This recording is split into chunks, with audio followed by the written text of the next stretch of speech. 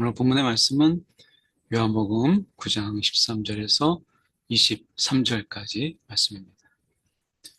먼저 봐야 될 것은 율법의 정신이라고 하는 거예요. 율법의 문자적인 이런 해석보다 율법 전체가 가지고 있는 정신이 무엇이냐. 자꾸 문자의 그 작구에 매달리게 되면 정신을 잊어버리게 되잖아요. 그러니까 법 해석이라는 게 그런 거잖아요.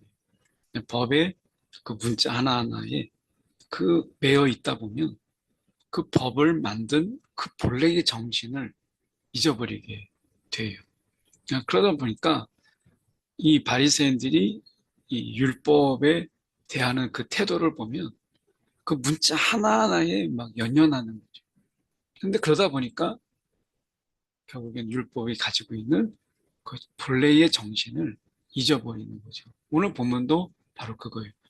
16절에 보면 이 사람이 안식일을 지키지 아니하니 이거 하나거든요. 결국 안식일을 지키지 못했다라고 하는 것은 이 보지 못하는 맹인을 고쳤다 이거거든요. 그리고 침과 흙으로 그가 이제 반죽해서 거기에 발랐다. 이 모든 것이 안식일을 지키지 않는 거예요. 그러므로 하나님께로부터 온 자가 아니다. 이거 하나에서 시작하는 거죠. 근데 안식일의 정신이 뭐예요? 사랑과 생명이죠. 사랑이 그 속에 있고 생명을 살리는 거죠. 근데 이거를 그들은 보지 않아요. 외면하죠.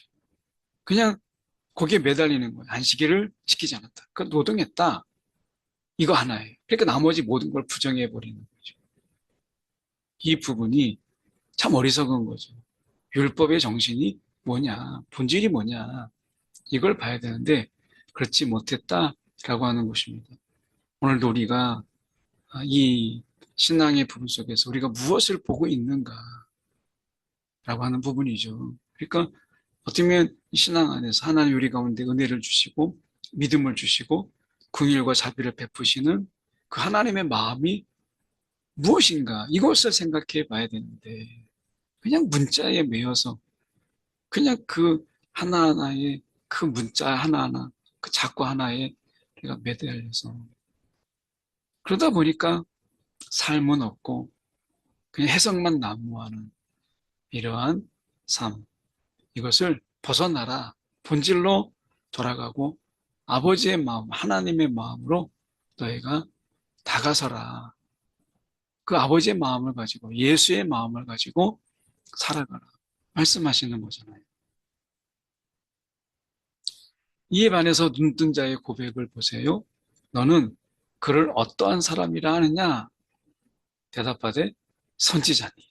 아주 단호하게 선지자니다. 라고 그는 이야기해요. 그는 이렇게 이야기하죠. 이 죄인으로서 어떻게 이러한 표적을 행할 수 있습니까? 그게 정말 그가 하나님께로부터 온 자가 아니겠습니까?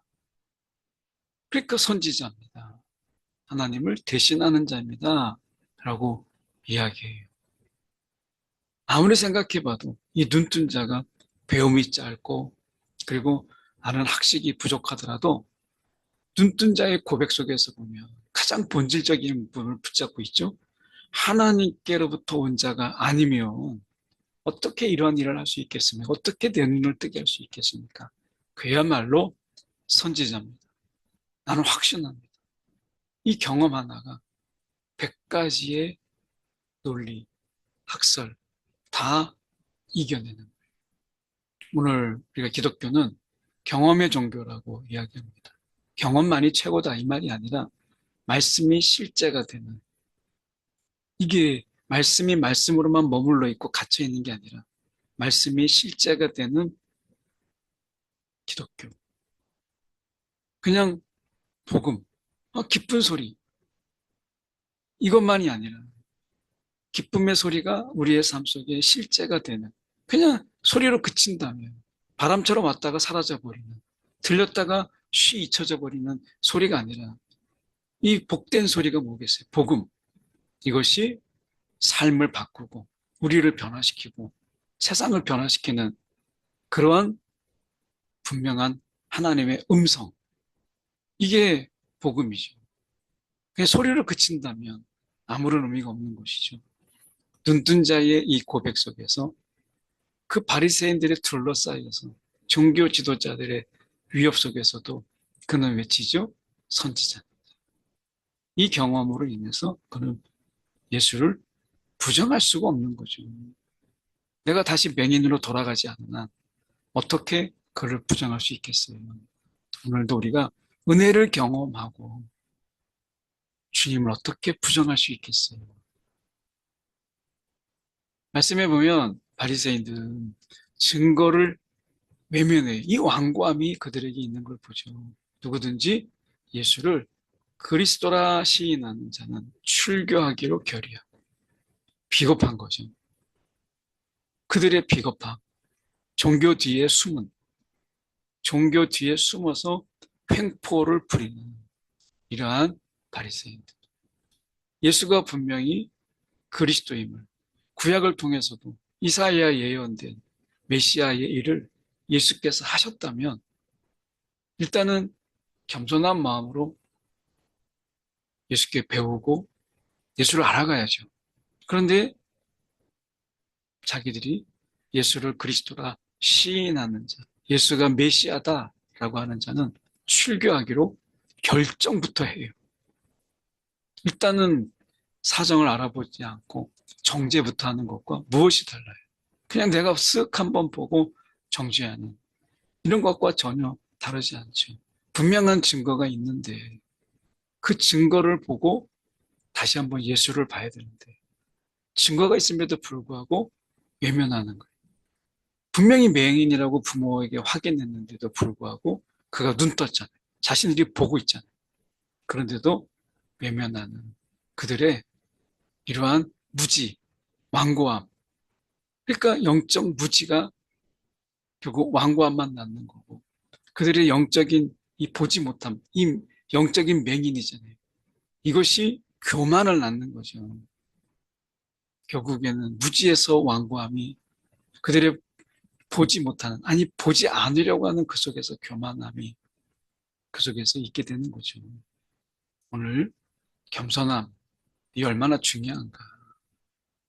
오늘 주님의 겸손을 배우게 되는 이 아침이죠. 그들을 무서워함이라. 이 출교는 결국 사회적 매장이니까 무서워하는 거죠. 그래서 그 부모는 예수께서 내 아들을 눈뜨게 했다.